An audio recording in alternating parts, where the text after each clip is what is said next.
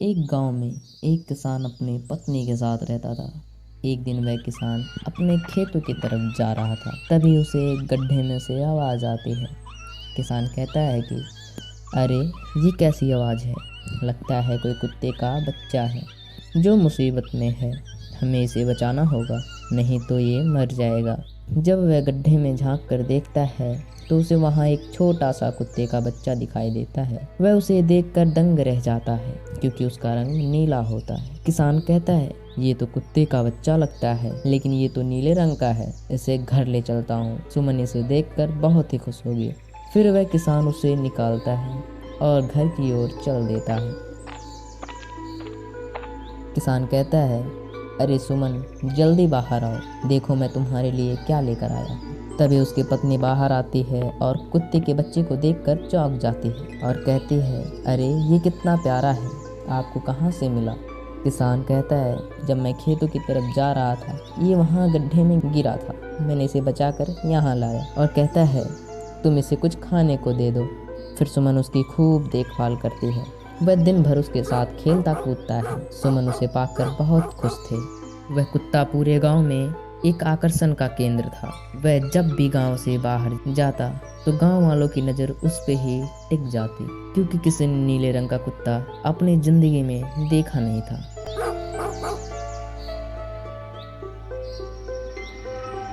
गांव के दो लोग इस कुत्ते को देखकर नीयत बदल जाती है और वे इसे चोरी करके बेचने की ठान लेते हैं।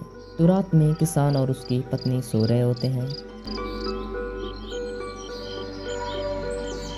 तभी वे दोनों किसान के घर में घुस जाते हैं और नीलू को बहला फुसला के झट से उसे बोरे में भर कर और 9-2-11 हो जाते हैं और भागकर अपने घर आ जाते हैं। वे दोनों आपस में उसे बेचने की बातें करते हैं। फिर उसे कल सुबह बेचने का निश्चय करते हैं। अगले सुबह वे दोनों नीलू को बोरे में डालते हैं और उसे बेचने के लिए निकल पड़ते हैं। रास्ते में उसे एक सेठ मिलता है। सेठ को उस बोरे में अजीब अजीब आवाज़ें आती हैं और वह सेठ उन्हें रोकता है और नीलू को देखकर चौंक जाता है। वे दोनों चोर कहते हैं, ये कुत्ता जादुई कुत्ता है, तुम्हें इसे लेने के लिए 100 मुद्राएं देनी होगी। सेठ कहता है, ठीक है, मुझे मंजूर है, ये लो 100 मुद्राएं, आज से ये कुत्ता मेरा हुआ। वहीं दूसरी तरफ नीलू को किसान और उसकी पत्नी उसे ना पाकर परेशान होने लगते हैं। सुमन का रो रो कर बुरा हाल हो जाता है और कहती है, मेरे नीलू को कहीं से वापस लाइए, नहीं तो मैं खाना नहीं खाऊंगी। किसान कहता है, ठीक है, अब तुम रोना बंद करो, मैं उसे ढूंढ कर लाता हूँ। फिर वह किसान गांव के लोगों से नीलू के बारे में पूछता है और गांव के एक सदस्य ने कहा, मैंने तुम्हारे नीलू को देखा, वे लल्लन और हरिया कुत्ते को बोरे में भरकर कहीं ले जा रहे थे, वो अवश्य ही तुम्हारा कुत्ता होगा।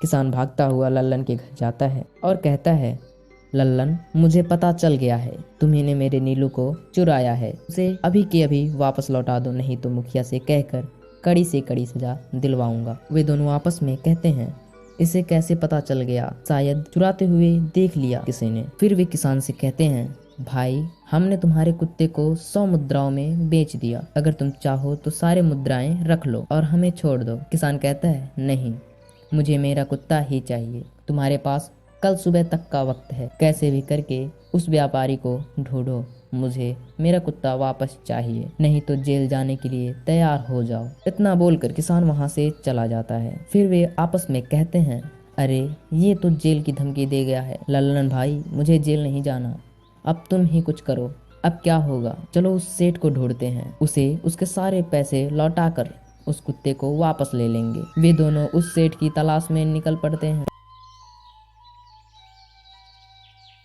परंतु बहुत देर तक ढूंढने पर भी उन्हें वह सेठ नहीं मिलता। फिर वे कहते हैं, लल्लन भाई, यहाँ तो उस सेठ का नामो निशान भी नहीं है, अब क्या करें, अपने पास तो कल सुबह तक का वक्त है। तभी लल्लन कहता है, अरे हरिया, वो देख, ये तो किसान के कुत्ते जैसा ही है। तभी हरिया कहता है, अरे बेवकूफ, किसान का कुत्ता नीले रंग का था, ये तो भूरे रंग का है। लल्लन कहता है, अरे तो क्या हुआ, अगर हम इसे नीले रंग से रंग दे तो ये हूबहू नीलू जैसा ही दिखेगा। हरिया कहता है, बात तो सही है भाई, फिर देर किस बात की, अभी इसे पकड़ते हैं। फिर वे दोनों उसे पकड़ के अपने घर ले आते हैं और नीले रंग के पानी में घोलकर डुबो डुबो कर इसका रंग नीला कर देते हैं। फिर कहता है, अरे भाई हरिया, ये तो नीलू के जैसा ही दिख रहा है। फिर अगले दिन उस कुत्ते को अपने साथ लेकर किसान के घर आ जाते हैं और कहते हैं, अरे भाई देखो, अरे भाई देखो, हम तुम्हारे लिए क्या लाए हैं, जल्दी आओ, तुम्हारा नीलू वापस आ गया। किसान और सुमन की खुशी का ठिकाना ना रहा। किसान कहता है, लल्लन और हरिया, तुमने गुनाह तो किया था, पर वक्त रहते ही अपनी गलती को सुधार लिया, तुम दोनों जा सकते हो। फिर वे दोनों वहां से निकल जाते हैं। किसान की पत्नी कहती है, नीलू आ गए, मुझे कितने फिक्र हो रहे थे।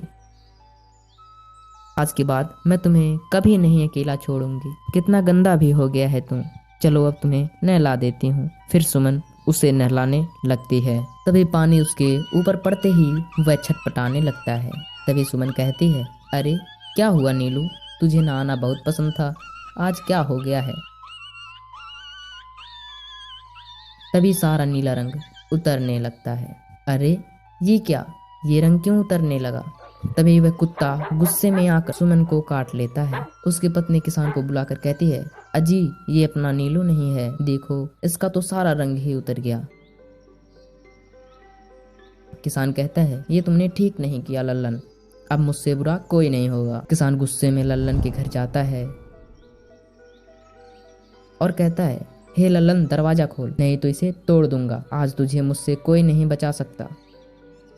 तभी वे दोनों कहते हैं, अरे मर गए, ये तो उसी किसान की आवाज है। और बाहर आकर कहते हैं, अरे भाई क्या हुआ, इतने गुस्से में क्यों हो। किसान कहता है, तुम्हें क्या लगता है मैं बेवकूफ हूँ, किसी भी हमारा कुत्ते को नीला रंग चढ़ा कर दे दोगे और हम मान लेंगे कि वो नीलू है। तब दोनों कहते हैं, भाई हमें माफ कर दो, हमने उस सेठ को ढूंढने की बहुत कोशिश की, लेकिन उसका नामो निशान नहीं मिला। भाई ये तुम 100 मुद्राएं रख लो, अब इससे ज्यादा हम तुम्हारे लिए कुछ नहीं कर सकते, अगर तुम चाहो तो हमें जेल भिजवा दो, हम दोनों अपनी गलती की सजा काटने के लिए तैयार हैं। किसान उदास हो जाता है और उनसे मुद्राएं लेकर वापस अपने घर चला जाता है और अपनी पत्नी से कहता है, मुझे माफ कर दो, मैं तुम्हारे नीलू को नहीं ढूंढ पाया, और ये लो 100 मुद्राएं हैं जो नीलू को बेचने पर उन्हें इतने पैसे मिले थे, जो उन्होंने मुझे दे दिए हैं। उन्हें अपनी गलती का बहुत पछतावा है, लेकिन अब कुछ नहीं हो सकता। तभी सुमन कहती है, नहीं, नीलू जरूर वापस आएगा, हम एक काम करते हैं, सुबह इन 100 मुद्राओं का भोजन खरीदकर गरीबों में बांट देंगे, क्या पता इनकी दी हुई दुआओं से हमारा नीलू वापस आ जाए।